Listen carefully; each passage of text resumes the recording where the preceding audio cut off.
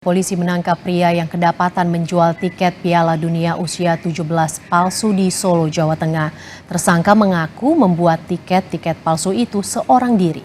Penjualan tiket palsu Piala Dunia usia 17 ini terungkap setelah salah satu korban melapor ke Polresta Solo, Jawa Tengah.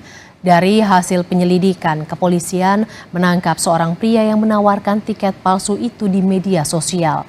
Kepada polisi, tersangka mengaku membuat tiket palsu itu seorang diri dengan melihat unggahan tiket di media sosial. Saat ini, polisi terus melakukan pendalaman untuk mencari dugaan adanya jaringan tiket palsu yang lebih besar.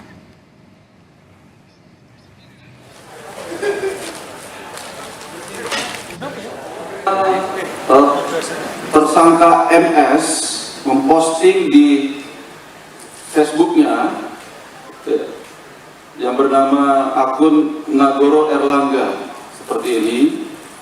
Kemudian yang bersangkutan menulis, "Sing cari tiket Pildun tanggal 20.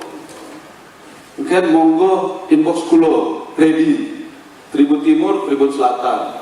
Jadi seakan-akan yang bersangkutan ini adalah panitia, dan di akunnya itu kelihatan foto keluarga. Dan perlu sebagai catatan bahwa akun ini dibuat sekitar 3 bulan sebelum Piala Dunia dimulai.